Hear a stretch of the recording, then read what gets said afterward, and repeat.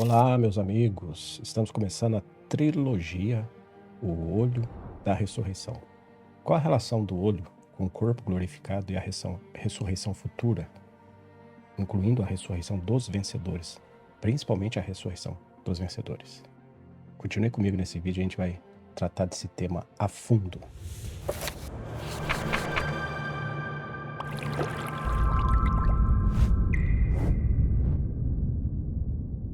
My friends, bem-vindo ao canal do Peregrino.com. Eu sou o Anderson Friend e hoje nós vamos começar a nossa trilogia O Olho da Ressurreição. A passagem que a gente vai ler, a gente vai tentar tratar esse assunto, porque eu acho ele da mais alta importância, e é um tema que parece que ele não tem sido bem avaliado, principalmente porque muito se aplica nessa passagem, ou nesse estudo, ou nessas correlações, muito simbolismo, muito parabolismo, muita ideia metafórica e coisas do tipo, que é comum, né, nesse meio teológico nosso, que tende a ser mais incrédulo que o normal, mas a gente quer, nesse momento, traçar pontos que, se a gente for vencido pela Escritura, que são pontos sacramentados e definitivos, nós temos que partir deles para a gente fazer a nossa orientação bíblica desse assunto. Eu entendo que hoje a passagem ela ainda não é bem compreendida. Não estou dizendo que ela é má compreendida. Estou dizendo que ela passa batida. Então eu quero ver com vocês aqui o texto de Mateus, capítulo 6, versículo 22. Só que para isso eu vou usar uma tradução minha, que eu venho chamando de TOG, que é um projeto meu, que eu venho fazendo há algum tempo já, traduzindo o Novo Testamento grego. E eu percebo que quando a gente vai para a língua original, a gente consegue ter uma noção muito mais profunda dos verbos, dos substantivos, dos adjetivos, da concordância, da estrutura. Eu chamo TOG porque significa texto orientado ao grego. Orientado ao grego no sentido de que eu não vou orientar a gramática normativa da língua vernácula, no nosso caso português, mas o grego, mesmo que isso infrinja em erro no português, tá? Parece que não é o caso dessa passagem em específico, mas ao longo da tradução que eu venho fazendo, eu tenho percebido que às vezes o português não vai se encaixar com a estrutura do grego. Se o fizer, vai ser considerado um erro gramatical. E às vezes esse erro gramatical é necessário para a gente manter a estrutura do grego, tá? Então não vou falar muito mais dessa tradução, apenas que vocês saibam que eu estou trabalhando nela. Se o Senhor permitir e for gracioso conosco, quem sabe esse material possa ser impresso pelo menos no Novo Testamento. Então vamos lá. Eu vou ler Mateus 6, 22 ao 23, e a gente vai discorrer aqui o tema. A lâmpada do corpo é o olho. Se, pois, o teu olho for singelo, o teu corpo por completo se tornará resplandecente. Note isso aqui que é interessante, se tornará resplandecente. Continuemos para o versículo 23. Porém, se o teu olho maligno for, o teu corpo por completo sombrio se tornará. Se, portanto, a luz que está em ti sombria é, quão grandes trevas. Aqui a gente tem que perceber já de cara os tempos verbais, né? A gente está trabalhando aqui com o verbo eimi, que é, no caso aqui, eu optei pelo se tornará porque ele está na voz média. Eu não conseguiria colocar se será, né? Isso não se encaixaria bem no português. Como ele está na voz média, eu tenho que aplicar alguma colocação pronominal para que eu passe a ideia de que o sujeito está envolvido com a ação, ainda que não seja necessariamente uma voz reflexiva, só no sentido dele praticar a ação em si mesmo, mas no sentido dele estar envolvido com a ação, afetado com a ação, fica difícil eu não colocar alguma coisa que imita a ideia de que o sujeito está atuando de si, per si e para si. Então, se ele está na voz média, eu entendo que a melhor tradução seria se tornará. Algumas traduções, ou boa parte delas, entendendo a dificuldade, não refletem a ideia da voz média. Colocam simplesmente será. Mas será não respeita o conceito da voz média. Então, para manter a voz média, a gente colocou o se. E aí o se será não fica bem entoado na nossa língua, ficando melhor a ideia de se tornará. Lembrando que o se tornará dentro da voz média faz todo sentido. Porque se a voz média é aplicada, ela está aplicando sobre uma condicional. E você aplicando essa condicional, você faz com que esse corpo reflita algo futuro por meio de uma ação que você está envolvido. Isso é a voz média. Principalmente no grego, porque a voz média no grego, repito, ela não é simplesmente você praticar a ação em si mesmo. Você está envolvido com a ação. Agora, olha que interessante. O olho, ele é a lâmpada, a candeia para o seu corpo. É muito estranho. Às vezes, a gente fazendo essa leitura, a gente tem uma dificuldade muito grande. Por que que o olho, ele é lâmpada do corpo? O que que tem o meu corpo a ver com o olho? E por que que o meu corpo precisa de lâmpada? Ou tem que ter essa luz ou essa lâmpada para o meu corpo? Primeiro, vamos tratar do adjetivo aqui. Esse olho, ele está no singular, tá? As traduções como a Almeida Revista Atualizada e a tradução brasileira coloca olhos. Isso não é uma boa tradução, porque se o olho está no singular, ainda que ele passe a ideia de ser a visão ou mesmo os dois olhos, o correto é a gente colocar olho. Por quê? Porque não necessariamente está envolvendo os dois olhos. Eu vou dizer o porquê. Sempre quando o senhor vai tratar da nossa luta e do nosso conflito, ele usa membros duplos. 2 olhos, 2 mãos, 2 pés. E sempre um olho está em conflito com o outro. E sempre você tem uma situação de tomada de decisão mais drástica, como negar olho, mão, pé. Isso é um claro retrato da sua luta do espírito com a carne. E quando você atua para negar seu olho, mão e pé, você está aceitando o trabalho drástico e profundo da cruz, praticando a negação, não deixando que esses membros te afastem do Senhor. E é muito fácil, my friends. Pensa que o olho, né? A gente está envolvido com tanta coisa, com tanta visão, né? Pessoas passam horas no celular, horas em plataforma de streaming, horas em jogatinas, em videogames, em telas, em uma série de coisas. Isso quando não está gastando seu olho com coisas indevidas, pecando, agindo de forma errada, sua mão tocando em coisas que não deveria, seu pé caminhando para lugares que não deveriam ir. E aí o Senhor fala que nós temos que cortar, extrair. Se o teu olho te faz pecar, se o teu olho te escandaliza, corte-o, extraia-o. É óbvio que isso não é uma atitude literal do ponto de vista físico, é literal do ponto de vista do seu compromisso espiritual com isso. É você aceitar a cruz de Cristo te cortando, rejeitando, você negando. E esse negar tem a ver com essa era. Quando você nega esses membros duplos, você está sofrendo uma perda. Eu vou mostrar para você aqui nesse vídeo essa perda. Quando você corta, né, esse corte, que é uma clara ação do trabalho da cruz, faz com que você deixe de fazer uma coisa que você teria condições de fazer. E nesse vídeo, como é uma trilogia, e aqui nesse primeiro momento eu estou tentando explicar a relação do olho ser a lâmpada do corpo e por que que isso tem a ver com presente e futuro, mas a gente vai ver na trilogia que nós temos vários tipos de visões que podem afetar o nosso futuro diante do Senhor. Pode afetar o nosso estado no tribunal de Cristo. Pode afetar a nossa relação e o nosso futuro com o nosso amado Senhor Jesus. Eu posso deixar de desfrutar da primeira ressurreição. Posso deixar de desfrutar do reino milenar. Se essas formas de visões que a Bíblia retrata não forem tratadas adequadamente. E aqui, o termo para olho singelo, ao qual eu preferi na tradução, é raplus, um adjetivo que significa singelo, sincero, puro, saudável. O que indica que quando você não tem essa singeleza, seu olho está sobre mistura. É um trato, é uma relação de impureza. Essa mistura afeta o teu olho e você, por consequência disso, afeta o seu corpo. Primeiro, acontece algo com o seu olho. Depois acontece algo com o seu corpo. Se o raplus não for o suficiente para manter com um olho bom, puro e singelo, eu vou sofrer consequências não no olho, no corpo. Note que quando o Senhor falava, arranca o teu olho, é melhor entrar caolho, né? Ou monoftalmos, como está no grego, com um olho só, do que tendo os dois íris para a guiena. Ali ele está falando do corpo todo. O corpo falhou e o corpo é tratado. Note que essas palavras não se aplicam a incrédulos. Não é relação de salvação, porque o incrédulo não tem capacidade de arrancar o olho de pecado dele, o olho que faz ele tropeçar. O incrédulo, o ímpio, o injusto, o gentio, aquele que vive em pecado, que não conhece o Senhor, não é só o olho dele que está com problema, é o corpo todo. E o Senhor não vai exigir dele santidade com o olho, sendo que ele está todo em trevas. É óbvio que essa passagem só se aplica a cristão. Então esse corpo que é depositado na guiena também é de um cristão. Agora, lógico, a gente não está falando aqui de perda da salvação. E nesse sentido, você está vendo esse vídeo aqui, você já deve ter sabido, ou pelo menos tem a chance de saber, que nós já terminamos a trilogia da nossa série Reino e Salvação Eterna.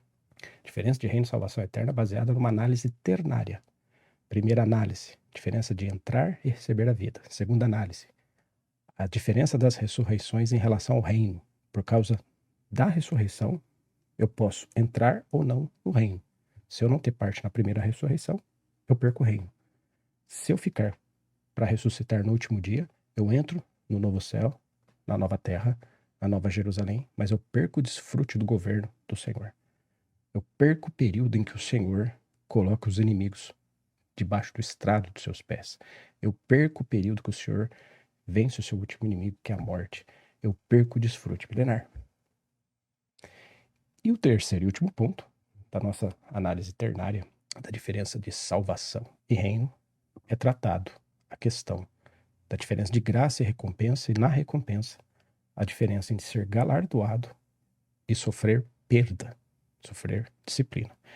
Por que eu estou falando desses 3 vídeos? Porque esses 3 vídeos, essa série, ela estava me travando para falar de assuntos como esse que eu estou falando aqui agora. Porque eu não teria condições de ficar tocando nesses pontos sem antes explicar para você devidamente a diferença de você ver a graça sendo derramada sobre você, você recebendo salvação completa e eterna, você sendo, agraciado e a vida eterna fazendo parte de você, e ao mesmo tempo você tendo tudo isso, não desfrutar dos tempos e modos, na economia de Deus, do período, das eras em que Deus estabeleceu para que nós desfrutássemos com Ele. Perder o desfrute do enchei a terra e sujeitai-a, que é o plano de governo que Deus colocou para Adão e Eva e não foi possível ser cumprido por causa do pecado, mas Ele trouxe de volta a gente ao estado de obediência, para que a gente, por meio do estado de obediência, pudesse, pelo Espírito, fazer as coisas que agradassem ao Senhor. E nesse sentido, quando a gente aparecesse no tribunal de Cristo, para que o Senhor fosse julgar as obras que nós fizemos por meio do corpo, fôssemos aprovados. E aí recebemos ressurreição completa e glorificação no corpo. Os reprovados vão ficar com essa pendência, e o Senhor só vai terminar de cumprir a obra nesses que não se sustentaram no tribunal de Cristo no último dia. No último dia do céu velho e da terra velha. No último dia em que, depois disso, vem novos céus e nova terra. Vou tomar uma água aqui. Vou tomar água. O assunto é denso. Então é isso, friends. Se o olho não for Raplus, como você está vendo aí, Raplus significa sincero, puro, saudável. Algumas traduções traduzem como são, um olho que está bem, que está saudável. Sendo contrário disso, um olho doente, um olho impuro, um olho misturado. É que o foco da mistura é fundamental, porque esse olho com mistura, você misturando coisas que deveriam não ser misturadas na pureza do olho, faz com que você sofra consequências. Se o seu olho for raplus, ou seja, singelo, o seu corpo por completo se tornará resplandecente. Completo, aqui provavelmente é o vocábulo rolon. Eu vou até verificar aqui no meu Novo Testamento grego, para ter certeza se é aqui o rolon mesmo, tá? Aqui. Eu estou usando aqui a quinta edição da UBS. Eu só vou dar uma lida aqui rapidinho para ver, para ter certeza aqui se o vocábulo é rolon. Luke nos to, somatos estin, hoftalmos, ian, Aqui é interessante que esse aqui, né? Esse indica aqui que está no subjuntivo. Subjuntivo indica uma condicional, tá? En oftalmos, surra plus rolon. Exatamente, o rolon eu vou mostrar para vocês aqui. Pra vocês entenderem por que é importante estar rolon aqui. Eu vou explicar para vocês. Aqui, ó, rolon. Ver se a gente consegue focar aqui. Aqui, rolon onde eu tô com o dedo. Rolon, aqui rolon embaixo também. Então, rolon é completo. completo, inteiro, indica inteireza.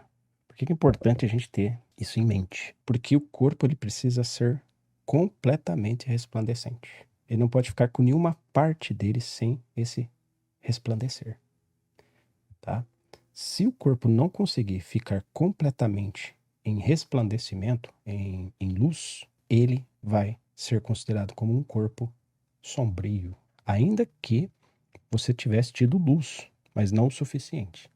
Vamos prosseguir a leitura aqui no versículo 23, que esse assunto a gente vai completando ele vai se encaixando aqui, tá? Ele vai ganhando significado, a gente vai conseguindo trazer o assunto, trazer a ideia aqui do texto, do que eu quero tentar explanar aqui desse assunto. Versículo 23, se o teu olho maligno for, o maligno aqui é o contrário de raplus, ou seja, não é sincero, não é puro, não é saudável, não é singelo, não é bom, tá? Algumas traduções também traduzem olho bom, tá?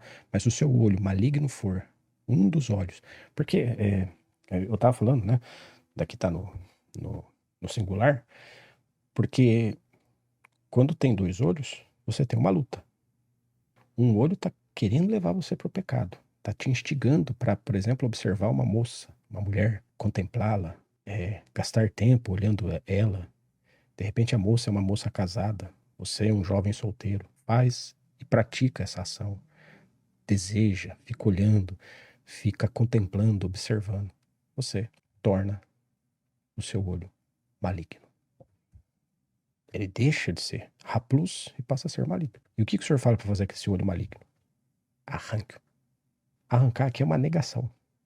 Por exemplo, quando ele fala, há eunucos que são feitos pelos homens, outros eunucos que são de nascimento, e outros que a si mesmos se fazem eunucos por causa do reino dos céus. Então, ele está dizendo assim, há eunucos que por causa do reino dos céus se fazem eunucos. É óbvio que isso aqui não é mutilação, porque o eunuco do reino do céu é aquele que abriu mão do casamento. E se isso não é uma atitude física literal de mutilação, não é o homem cortar o seu membro físico, mas é o homem negar o seu direito de tomar uma esposa crente, como Paulo fala. Paulo era eunuco do reino dos céus. Há alguns que serão eunucos do reino dos céus. Orígenes, por exemplo, ele foi até as últimas consequências com relação a isso. E na história da igreja você vai ver muitos exemplos de eunuco do reino dos céus, que não necessariamente praticaram mutilação. Então, eunuco do reino dos céus é aquele que deixou de casar. Este homem que arranca o olho mal, porque esse olho faz tropeçar, ele faz isso porque ele nega o seu olhar. Ele faz isso por causa do olho bom. Ele ainda tem um olho bom. Um é mau, o outro é bom. Só que por qual olho ele fica? Pelo bom ou pelo mal? Só tem um jeito de ele ficar com o olho bom, arrancando. Por que membros duplos? Por que o senhor, por exemplo, não usou o exemplo da boca? Se a tua boca te faz pecar, arranque-a. Ou a sua língua. Que é um instrumento que, por exemplo, Tiago fala que a língua é um instrumento da guiena, do fogo do inferno, que faz a gente... Ela é um pequeno membro que faz todo o corpo ser incendiado. Faz você experimentar o fogo a partir de uma fagulha. Ele dá o exemplo lá do fogo que se queima numa floresta. Mas o senhor não fala para você arrancar a língua, porque a língua não é um membro duplo. Não é um membro duplo. Quando ele usa o membro duplo, ele está dizendo, tem um pé bom e um pé ruim. Tem uma mão boa e uma mão má. Negue, corte a mão má e continue com a mão boa. Então essa ideia dos membros duplos é para retratar a luta do espírito e da carne. E tem um detalhe a mais. Quando você arranca o membro, quando você pratica isso, e é interessante que ele fala, se teu olho te faz pecar, se tua mão. Isso significa que você pode ter os dois membros adequados. Os dois. Mas se um deles ficar impuro, arranque o impuro. Se um deles faz você pecar, arranque, corte, extraia. É cruz. Irmão, a obediência tem que vir da cruz. Tem que vir das suas negações. Vai ter irmãos, e de fato, vai, porque o Senhor fala se ele coloca o se, significa que não são todos, mas se teu olho te faz pecar, arranca, significa que pode ter situações que não vai ter um dos olhos sendo problema, uma das mãos sendo problema. Mas se houver, pratique a negação. Negue. Se o teu pé está te levando para caminhos tortuosos, negue. Corte o pé. E quando você começa a cortar, você fica mutilado. Você fica defeituoso. você passa a ser um deficiente. Quando o mundo olha para crentes que praticam a negação, que negam, que sabem que há algo que o faz pecar, e ele não enfrenta isso, ele simplesmente nega. Ele não tem coragem para enfrentar esse olho, essa mão, esse pé, porque sabe que vai levar ele para o mau caminho, mas ele enfrenta, aliás, ele nega, reconhecendo o trabalho do Senhor. Ele corta. O que é cortar? É você não usar. O que é remover? Você não arriscar. Porque você sabe que se você arriscar, você vai cair. É uma atitude de você pôr de lado. Eu não posso com isso. Eu tenho problemas com isso. E você põe de lado. Você corta, você extrai. Esses cristãos caolhos, mancos, pessoas com dificuldade de locomoção porque cortou o pé, não vê direito porque arrancou o olho, cortou a mão e agora tá maneta, não consegue usar os melhores recursos, tem dificuldade agora para pegar alguma coisa, tem dificuldade para caminhar, não consegue correr, se precisar correr, tá enrolado, faltando um pé, faltando um olho, faltando uma mão. É assim que o mundo olha esses crentes que negaram pés, mãos e olhos de pecados. Nós somos defeituosos. Então a gente não vai conseguir correr aonde o mundo está correndo, a gente não vai conseguir. Eles vão olhar para nós e vão nos ver como pessoas que atrapalham, pessoas que impedem. Deixa esse de lado, esse aí mal consegue andar. Esse aí é um defeituoso, é um mutilado, deixa ele para trás. Ah, como os mutilados são belos aos olhos do Senhor. Mas vamos lá, vamos continuar aqui. Se o teu olho maligno for, o teu corpo por completo sombrio se tornará. O maligno for e o singelo for, é presente. O corpo resplandecente se tornar, ou sombrio se tornar, é futuro. Em que ocasião que o corpo vai ficar resplandecente ou vai ficar em trevas? My friends, diga para mim, você conhece algum irmão ou irmã que você vê para a rua aí que está com o corpo iluminado? Você vê luz, parece um luzeiro ali andando, cheio de luz. Já viu um irmão assim? Parece que não. Não é uma coisa para agora. Quando você vê uma pessoa com essas características, você vai achar que ele é um anjo. Um ser cheio de luz, resplandecente, como aqueles que abriram, rolaram a pedra do sepulcro de Jesus. A aparência deles era como de relâmpago, brilho intenso, fogo, luz. Não é o nosso caso. Mas a Bíblia fala que será o teu corpo por completo resplandecente será. O que é isso, irmão? Que promessa é essa? Que futuro é esse? Que cumprimento é esse? Senão a ressurreição e a glorificação do corpo. Prossigamos aqui, ainda no versículo 23, finalizando. Se, portanto, a luz que está em ti sombria é, quão grandes trevas. Aqui, em Mateus 6, 23, nessa parte final, diz assim, se, portanto, a luz que está em ti sombria é, quão grandes trevas. Aqui tem uma coisa que é muito difícil da gente compreender. Primeiro, admite-se que o nosso Senhor Jesus está dizendo que tem luz. E segundo, admite-se que essa luz pode ser sombria. Agora, como que eu vou colocar trevas e luz no mesmo lugar? Ou eu tenho luz ou eu tenho trevas. Como que o Senhor pode falar que a minha luz pode ser trevas? É por causa do rolon, que é a inteireza, a completude. Por isso que eu fiz questão de confirmar aqui no Novo Testamento para ver se era rolon. Rolon significa inteireza. Se a luz que você tem não é uma luz de inteireza, não é uma luz completa, vai faltar luz. E se faltar a luz para encher o corpo todo, aí aquilo que era luz, ainda que você tivesse boa parte dessa luz, quase completando seu corpo, mas por causa de um detalhe, não completou seu corpo, aquilo que era luz é chamado de quão grande trevas. É como se você tivesse a intenção de pintar sua casa, comprasse tinta, mas não calculasse o custo da obra, da tinta, e não tivesse condições e materiais suficientes para completar a pintura da casa. Aí a casa fica parte pintada e parte não pintada. Você não pode dizer que você pintou a sua casa, ainda que você tivesse usado uma boa parte da tinta. Conseguiu pintar boa parte por dentro, mas não conseguiu pintar por fora. Então, meu amigo, presta atenção. Se a luz que está em mim não é suficiente para atingir o rolon, que significa completo, o meu corpo, ainda que tenha luz, será trevas. E esse se tornará, ele é muito eloquente, porque está na voz média e está no futuro. É o verbo eimi. Embora se tornará, muitas vezes faz mais sentido com o verbo ginomai. Mas o eimi, ele pode ser traduzido por se tornar, principalmente se estiver na voz média. E é o caso. Ah, friend, você está vendo muita coisa aí, você já está começando a viajar, você está indo para o extremo oposto, né? Os teólogos de jaqueta de couro falam que isso aqui é simbolismo, é metáfora, mas também você está indo para um lado muito literalista, muito, né, aplicando isso à ressurreição. Talvez isso não faça tanto sentido. Talvez esse se tornar é para o tempo presente, não é para o tempo futuro.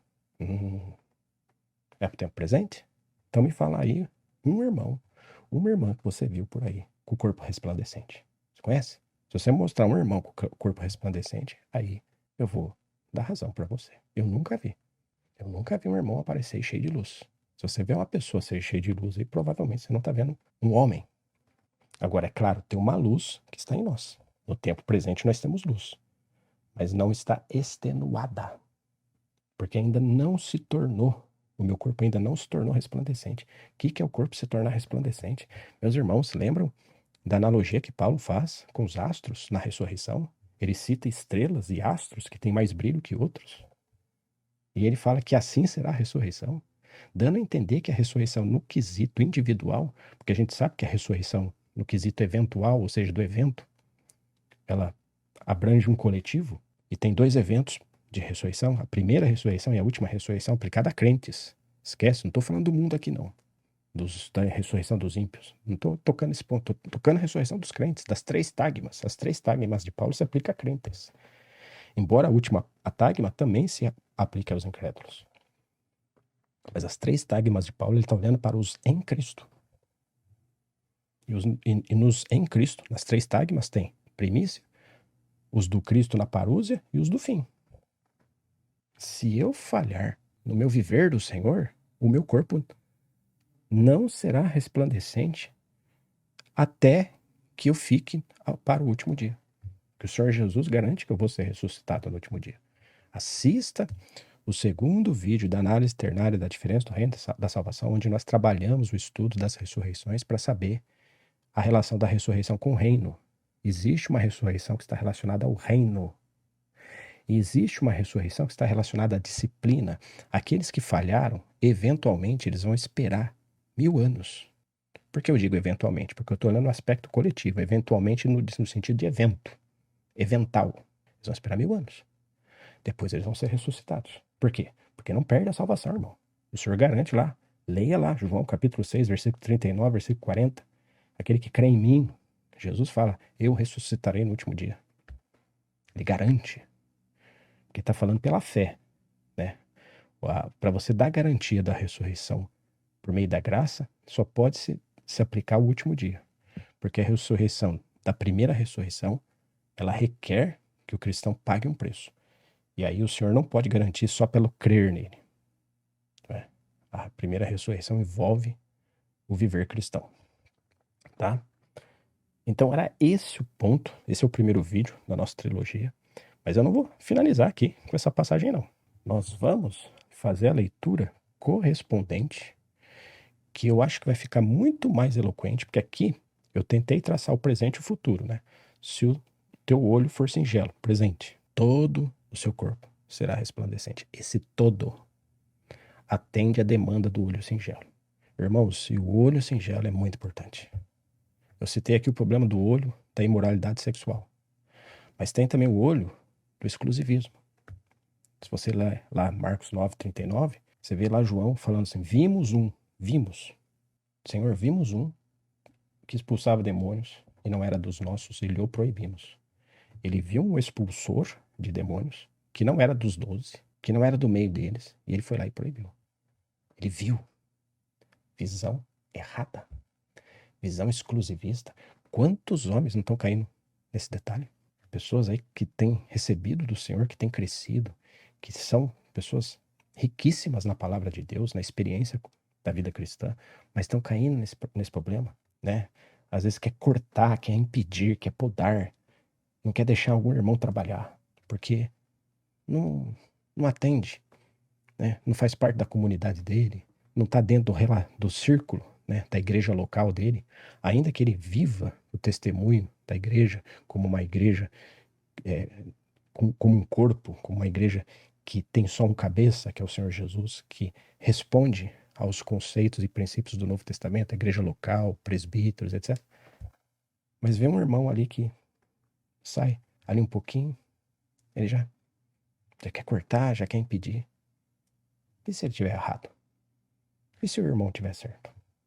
O olho dele vai acusar esse problema. Tudo que Jesus fala, depois que João proíbe, Jesus fala, não lhe proibais. Ninguém pode fazer um milagre em meu nome, pode depois falar mal de mim. Depois ele fala assim, quem não é contra nós é por nós. Esse por nós é a igreja. Porque nós, para Jesus, é a cabeça e o corpo. Toma cuidado, irmão.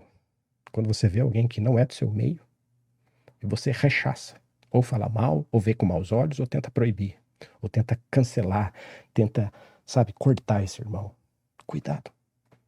Porque tudo que Jesus fala depois, ele fala de mão, pé, olho, ele fala arranca o olho, ele está falando desse olho. Não é o olho da imoralidade sexual, é desse olho. Esse olho é maligno. Tem muito irmão com esse problema. Exclusivismo exagerado. Às vezes ele é inclusivo no sentido dele aceitar os irmãos, etc. Mas às vezes ele é exclusivista no sentido dele podar. Ele vê um irmão crescendo, falando, ele não queria que aquele irmão faça isso. Muito cuidado. Festeje. Fique alegre quando você vê um santo ministrando, quando você vê um irmão crescendo, quando você vê uma pessoa sendo abençoada, às vezes até financeiramente, recebendo um milagre, recebendo uma cura, recebendo, né, crescendo, Deus derramando a graça ali. Tem irmãos que ficam tristes, tem irmãos que ficam com inveja. E às vezes não consegue lidar com esse sentimento. Oh, my friend, é o olho, o problema está aqui, ó. Arranca esse olho mau. Esse é o olho que Jesus acusa lá, em Marcos 9. Aí ele vai até o Marcos 9, 43 ou 47. Aí ele fala do olho, do pé e da mão. Né? O olho porque João viu. Da mão e do pé, provavelmente porque ele foi até o irmão, caminhou até o irmão, e a mão, talvez ele até tocou no irmão e impediu o irmão de fazer o trabalho de expulsar demônio. E Jesus chama esse trabalho do irmão de expulsar demônio, daquele que João viu, que ele tentou proibir, ele chama esse trabalho de dar um copo de água fria. Às vezes os irmãos veem isso como uma coisa pequena, né? Mas um copo de água fria, no calor escaldante do deserto, é um tesouro, é um refrigério. Então expulsar demônios era dar copo de água fria para os apóstolos. É como se o Senhor Jesus estivesse dizendo, ó, se ele não estivesse fazendo isso, era vocês que tinham que fazer. A demanda era de vocês, ó. Ele aliviou vocês. Ele trouxe refrigério. Ele trouxe um copo d'água fria. Uma água refrescante nesse seu calor, nesse seu deserto. E quando a gente vê irmãos trabalhando para Cristo, a gente tem que entender que ele está dando um copo d'água naquela labuta. Quando é uma coisa que era para você fazer, aparece um irmão e faz no seu lugar, ou pede licença e oferece ajuda. Receba, meu irmão. É o copo de água que você está precisando.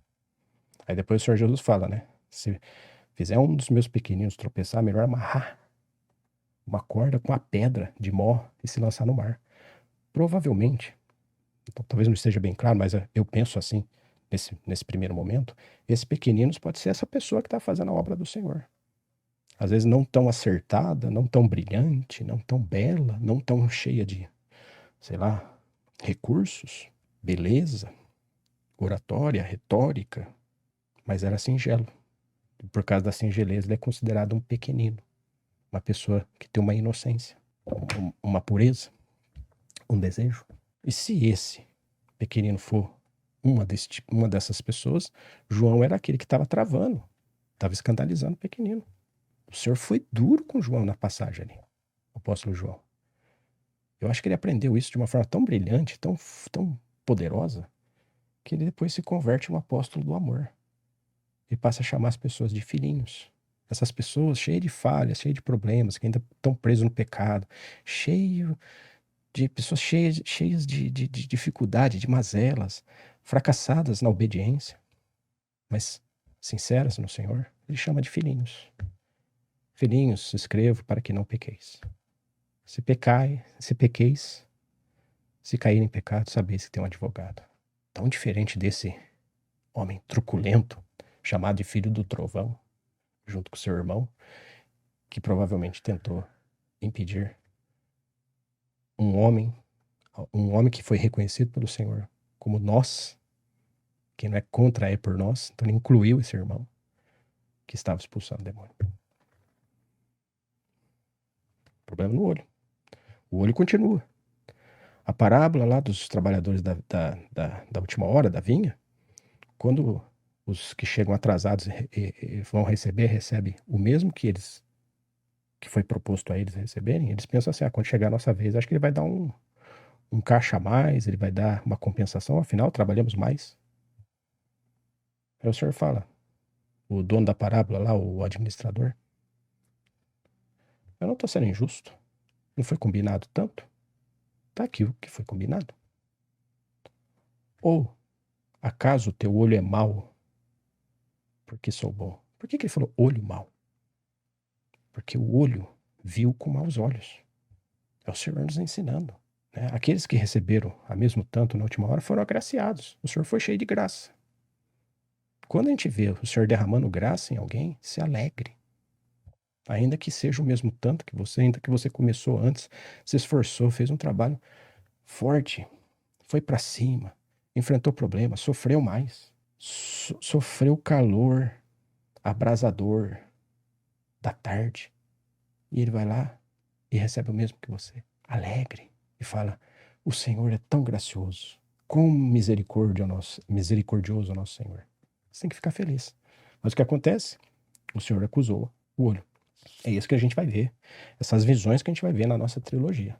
Então vamos finalizar aqui, porque já está ficando longo esse vídeo. Vamos finalizar aqui com a passagem de Lucas, para eu deixar bem claro e deixar definitivo aqui, que o assunto não é necessariamente o presente. Tem o presente e o futuro na passagem. E Lucas deixa isso mais esclarecido. Eu vou usar aqui a versão Lexham English Bible, uma versão inglesa. Eu gosto muito dessa versão. Ela tem uma tradução muito afiada, muito pura com relação ao texto grego.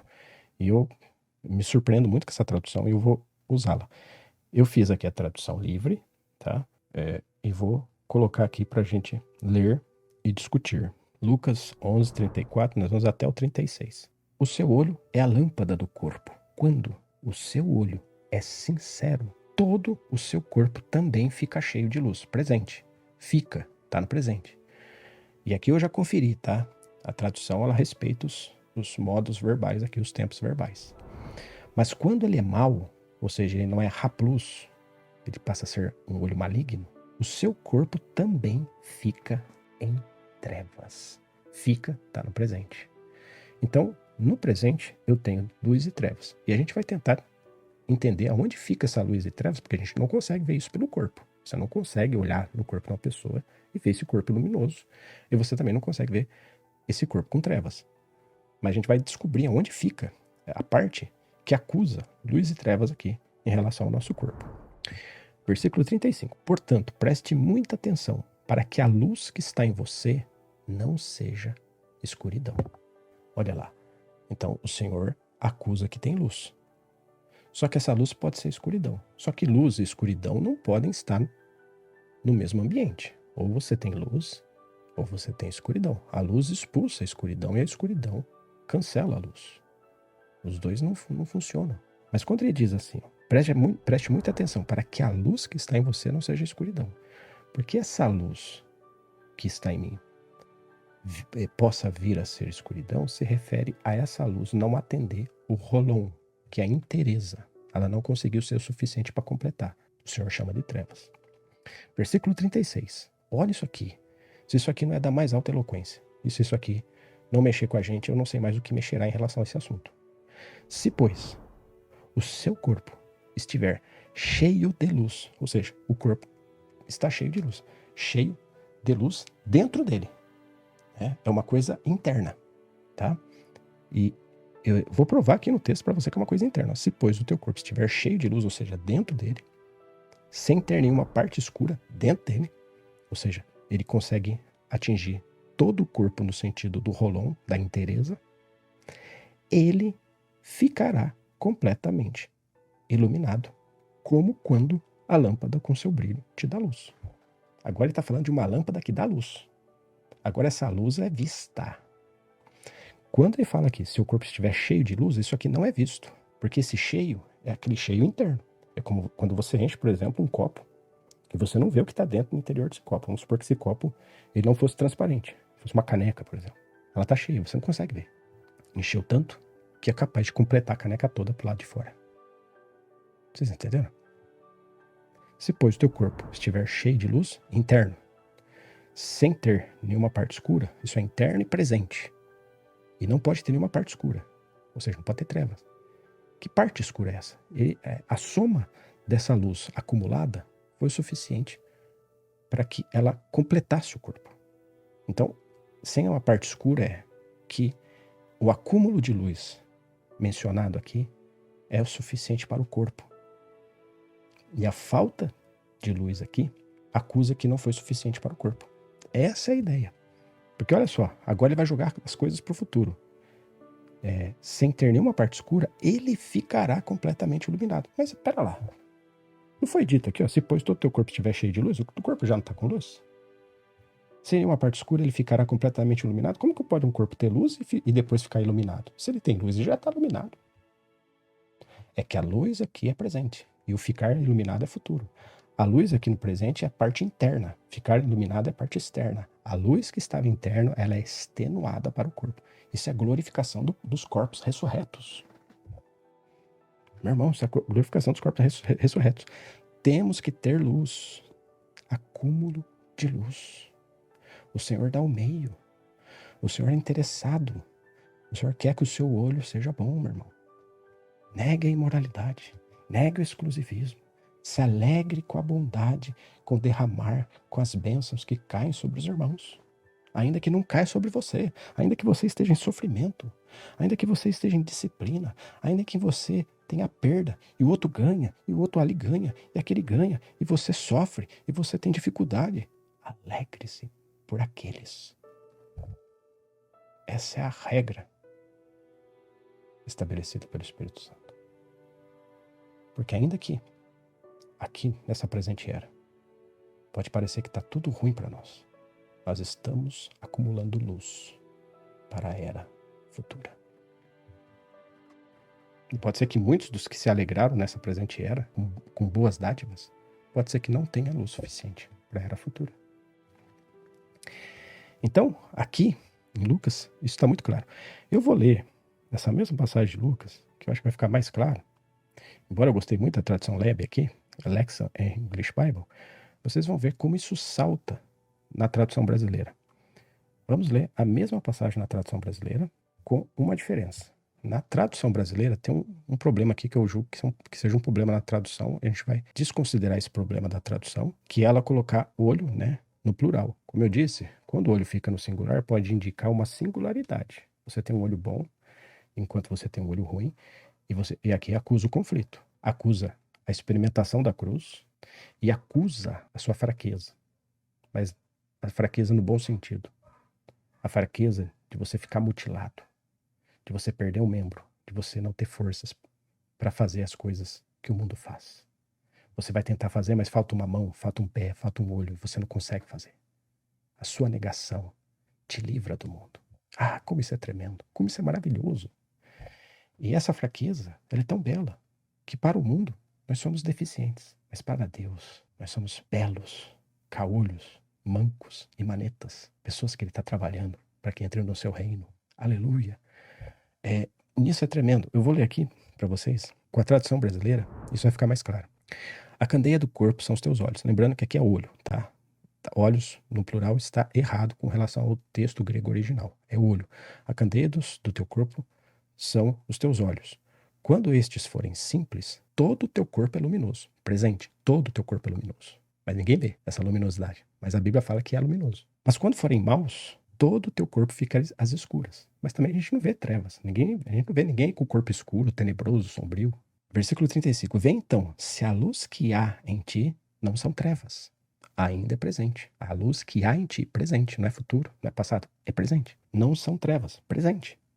Pois, versículo 36, pois, se todo o teu corpo for luminoso, presente, sem ter parte nenhuma em trevas, será inteiramente luminoso. Olha isso, meu irmão. Olha o versículo 33. Se todo o seu corpo for luminoso, será inteiramente luminoso. Como que pode uma coisa ser luminosa hoje e essa ser uma condicional para ela ser luminosa no futuro? Porque quando ele fala aqui, se todo o seu corpo for luminoso, é uma condicional. Então eu estou tendo um corpo luminoso para ser luminoso. Mas como é que eu posso ter um corpo luminoso para ser luminoso se ele já é luminoso? Não faz sentido. Faz sentido se você ler Provérbios, capítulo 20, versículo 27. Eu vou usar para isso a versão da Bíblia Almeida, revista atualizada. Olha esse versículo. O espírito do homem é a lâmpada do Senhor, a qual esquadrinha todo o mais íntimo do corpo. Todo o mais íntimo do corpo. Desculpa a insistência aqui, a repetição. Mas o que é a lâmpada do Senhor? O Espírito. O Espírito do homem é a lâmpada do Senhor. Por quê? É da onde tem luz. E é de onde se extrai a luz. Então, no presente, a luz está armazenada no nosso espírito. E o nosso espírito ele tem que ser um depósito dessa luz. E a gente tem que ter bastante luz, acumular luz. Os acúmulos são bíblicos. O Senhor fala também de acumularmos vida. Né? Quando ele fala lá em Gálatas 6, que o que semeia para o espírito colherá para a vida eterna. É uma colheita de vida para a vida. Quando você lê lá em João, capítulo 4, versículo 36, ele fala, juntais fruto para a vida eterna. Ou seja, acumule fruto para a vida eterna. Meu irmão, olha que riqueza a palavra de Deus. Existe acúmulo. Você tem aqui vida e fruto. Se você ler lá, por exemplo, João 10:10, se eu não estou enganado, diz, o ladrão vem para roubar, matar e destruir. Eu vim para que tenha vida e a tenha em abundância. Então tem muitos cristãos que têm vida, que é a própria vida de Deus. Mas não são todos cristãos que têm em abundância. Porque para você ter em abundância, você tem que acumular essa vida. Você não pode desperdiçar a vida. E como você não desperdiça a vida? Poder de ressurreição.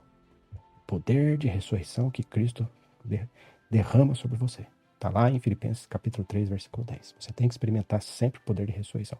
Cada vez que você experimenta o poder de ressurreição, você acumula mais um pouco de vida. Você vai sendo zoificado.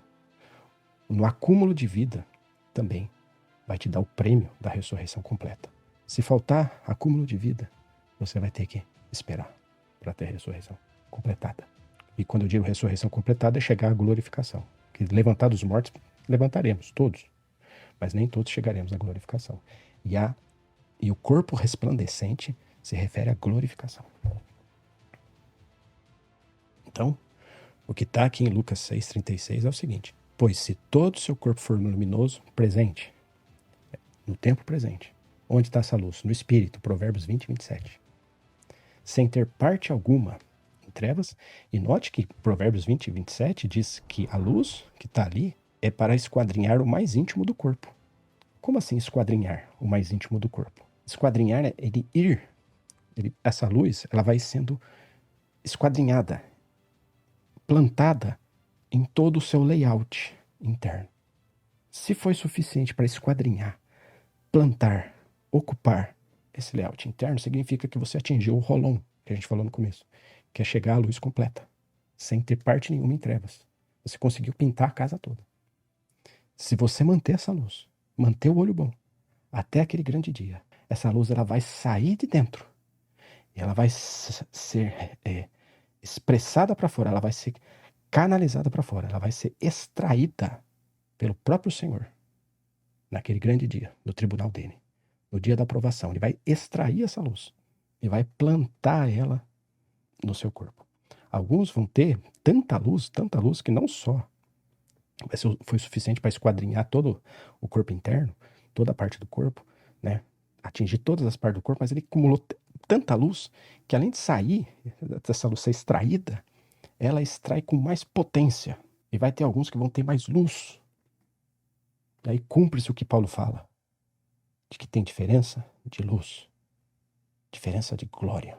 Eu achava que não era assim, irmão. Eu achava que todo mundo ia para Nova Jerusalém com a mesma luz, com a mesma... Mas parece que não. Então, o olho da ressurreição é uma coisa tremenda. E a exigência do Senhor não é alta. Ele quer que você tenha um olho puro.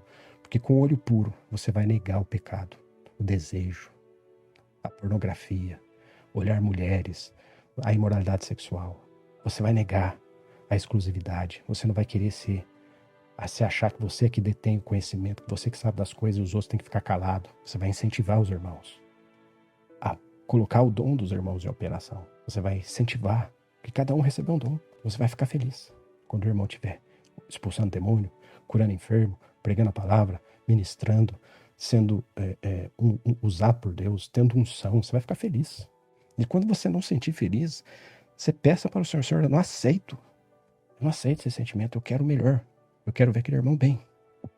Ainda que ele cresça e o crescimento dele cause uma diminuição minha. Eu quero ter o sentimento de alegria por esse irmão. Eu não consigo. Dê-me esse sentimento. Eu rejeito esse sentimento ruim. E eu quero um sentimento bom, que só o Senhor pode dar. Faça isso. Faça essa oração. E quando um irmão estiver sendo agraciado, né, abençoado, com qualquer sorte de bênção, principalmente as bênçãos espirituais que equivalem para nós, mas também até mesmo bênçãos materiais. Se o Senhor está derramando graça também, não reclame. Não fala ao Senhor: por que o Senhor dá para ele e não dá para mim? Não faça como os trabalhadores da última hora, da vinha. Fala assim: isso aqui é Deus. Apenas digo que Deus é gracioso. Isso aqui é Deus sendo Deus, cheio de graça e misericórdia. E eu amo esse Deus cheio de graça e de misericórdia, que deu a mim e deu também para o meu irmão. Mesmo que o meu irmão tenha chegado no fim, ele também deu para o meu irmão. Friends, esse olho é o olho da luz, que a luz brilhe sobre nós. Esse é o primeiro vídeo. Obrigado por você ter ficado comigo até aqui. Deixe aqui o seu comentário. Eu respondo todos os comentários, principalmente os primeiros comentários. Às vezes os de réplica eu não respondo rápido, porque às vezes eu posso não ver, não ser notificado, mas eu respondo todos os comentários que vocês fizerem, que vocês colocarem aqui, tá? Se há algum irmão que procura entender esse assunto de reino, de aprovação, da graça do Senhor e também das coisas aqui que são importantes, que a gente avaliou, que são necessárias, que tem que ter todo cuidado, compartilhe esse vídeo. Obrigado por você ficar comigo até aqui. A gente vai continuar essa série, mais 2 vídeos falando desse assunto, da trilogia do olho da ressurreição. Nos vemos logo. Amém.